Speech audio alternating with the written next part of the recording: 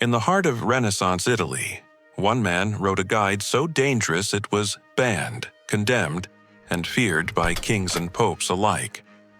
But behind closed doors, they all read it. This is forbidden. Time.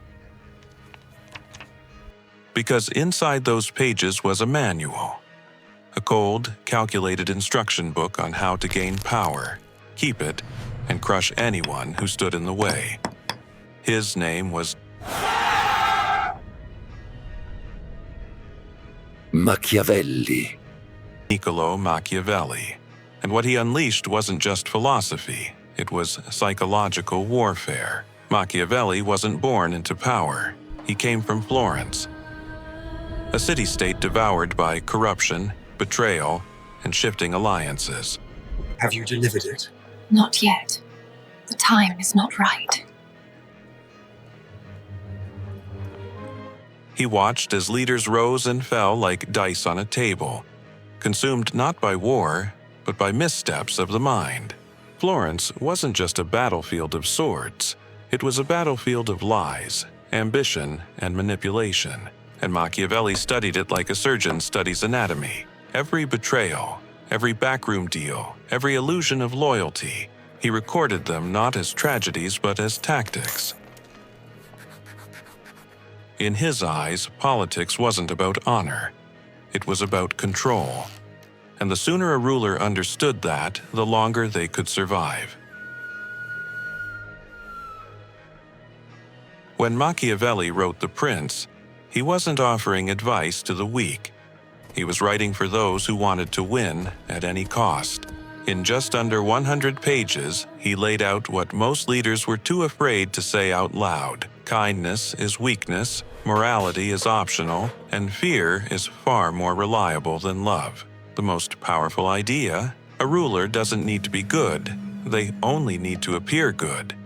If the people believe their leader is just, honorable, and moral, they'll follow him, even if behind the scenes he's pulling every dirty string imaginable. Image over reality, illusion over truth. Machiavelli knew the mind of the crowd was fragile, and it could be broken, bent, or rebuilt by those who understood fear better than love. Machiavelli exposed what many still use today: divide and conquer. Appear merciful, but strike hard when threatened. Lie when the truth is dangerous. Betray before being betrayed. These weren't suggestions. They were rules for survival in a brutal political world. He wrote, "It is much safer to be feared than loved." Why? Because love is fragile. It fades, it questions. But fear keeps people quiet.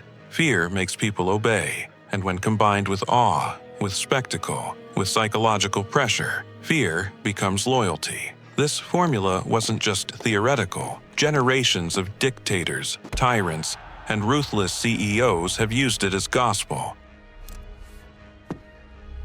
What's terrifying isn't just what Machiavelli wrote, it's how many rulers actually followed it. Mussolini kept the prince at his bedside.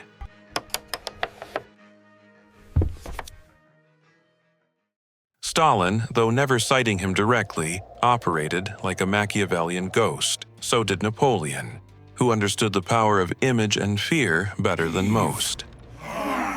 Together, together. Even modern power players, politicians, corporate leaders, media giants, use watered-down versions of Machiavellian psychology. Control the narrative. Never show weakness. Reward loyalty. He knows what you did.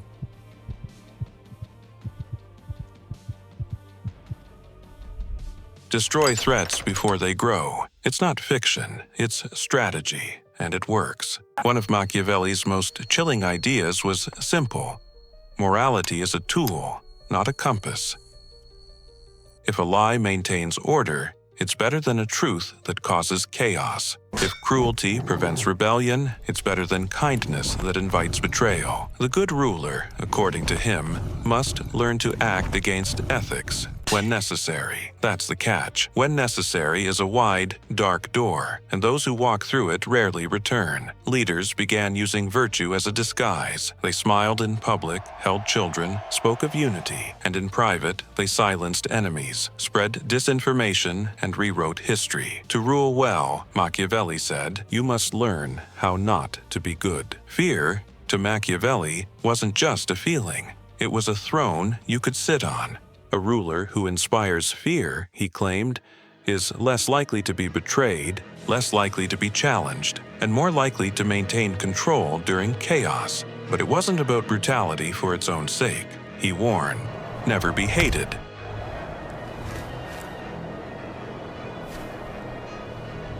Make punishment swift, make control look like stability. That's the dark genius. People will accept almost anything if it feels like order, and so long as they fear instability more than they fear you, they'll keep you in power. Over 500 years have passed since The Prince was written, but its influence has never faded. From the halls of political power to the boardrooms of billion-dollar empires, Machiavelli's shadow still stretches across the world. His name became synonymous with cunning, manipulation, and deception. Not because he created evil, but because he exposed how it worked. He gave tyrants a mirror and said, "This is what it takes to win." And many stared back, smiled, and picked up the crown. Here's the part that keeps people reading The Prince in secret. Machiavelli never claimed to be evil. He simply believed that humans weren't noble. They were selfish, short-sighted,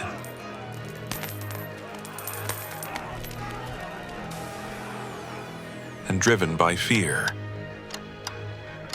A good leader, then, must understand human nature and use it, not by inspiring ideals, but by manipulating instincts. Create a hero they can believe in. Invent threats to distract them. Keep them loyal through fear and dependent through favor. If done right, the people won't even realize they've surrendered their freedom. They'll beg for more.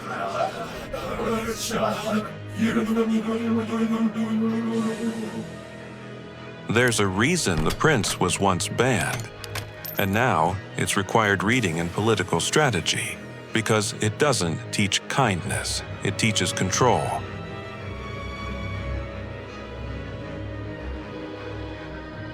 And whether you realize it or not, you've seen its lessons play out in every election, every regime, every stage-managed speech. In other news today, Stay sharp, because the most dangerous leaders aren't the loudest. They're the ones who smile while pulling the strings.